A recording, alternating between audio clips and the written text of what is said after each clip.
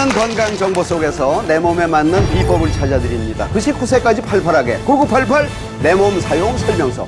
100세 시대 무병장수를 꿈꾸십니까? 그렇다면 이것에 집중해 주시기 바랍니다. 이것을 잘 살펴보면 내 몸에 숨어있는 질병을 찾아낼 수 있다고 그럽니다. 이것을 제대로 잘 쓰면 수명이 저절로 10년 늘어난다고 합니다. 10년. 자, 장수를 부를 수도 있지만 반대로 잘못 보면 수명을 단축시키기도 하는 이것. 바로 손입니다. 손.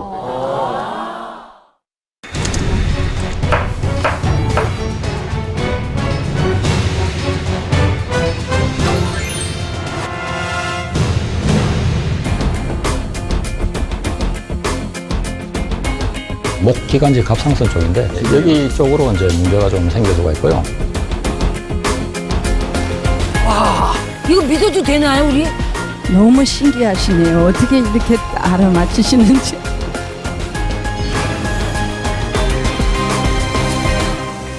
우리나라 구식.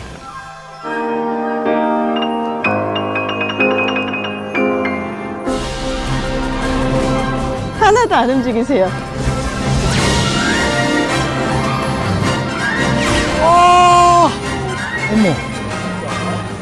간단한 자가 테스트가 두 가지가 있는데요.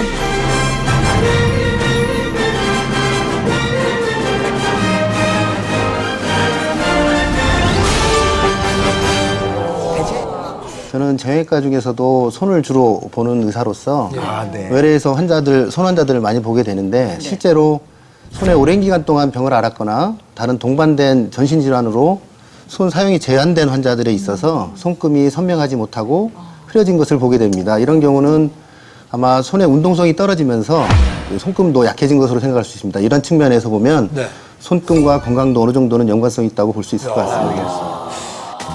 우리의 생각한 바를 최종으로 실행하는 것은 결국 손입니다. 그래서 손이 제2의 뇌라고 널리 알려져 있고요. 손은 약 17,000개의 신경 가닥으로 머리를 비롯한 우리 몸에 연결되어 있습니다. 그래서 손을 움직이는 것은 뇌를 광범위하게 자극할 수 있고요. 특히 섬세한 손 동작들은 집중력이라든지 그리고 기억력들을 유지시킬 수 있는 거 되어 있습니다. 어르신들. 비교적 초기에 이 근 위축을 확인할 수 있는 방법을 하나 알려드릴 텐데요. 두 손바닥이 위로 가게 두 손을 모으시고 눈높이보다 약간 높이를 맞춰주시면 엄지손가락 아래쪽 그 뿌리 부분에 둔덕이 보이는데요.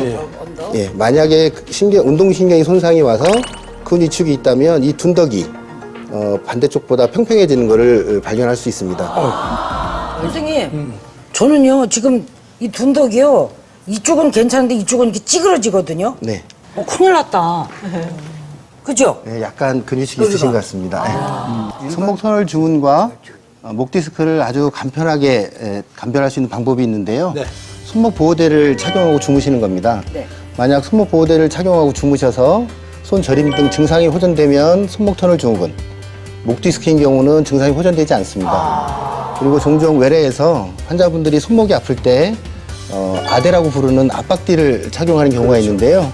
이런 경우는 조심해서 착용해야 됩니다. 왜냐하면 손을 사용하지 않는 동안에 착용하게 되면 오히려 혈류순환을 방해해서 증상을 악화시킬 수가 있습니다.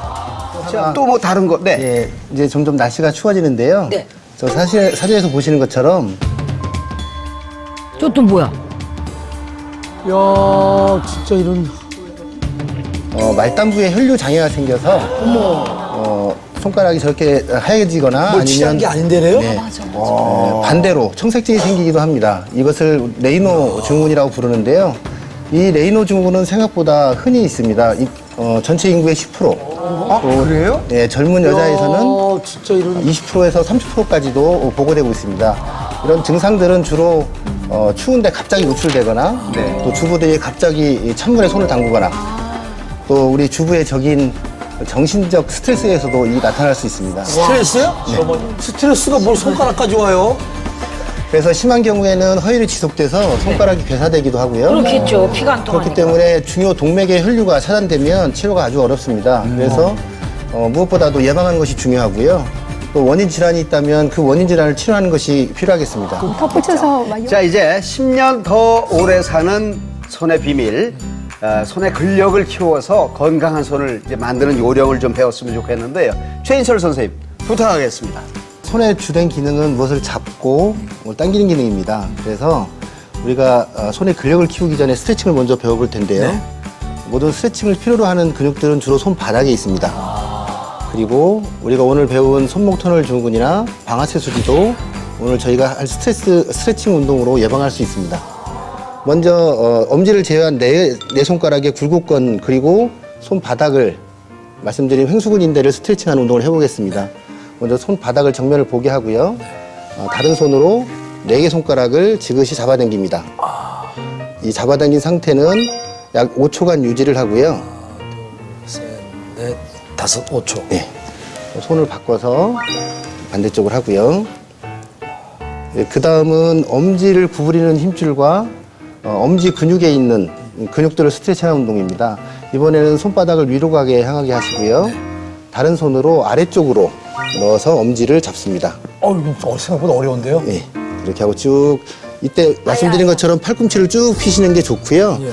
만약에 스트레칭이 부족해서 팔꿈치가 다 안 펴진다면 적당한 통증을 느낄 정도만 핀 상태에서 운동을 하시다 보면 시간이 지나면 스트레칭이 되면서 팔꿈치가 다 펴질 수 있습니다. 쉬었다가 다시.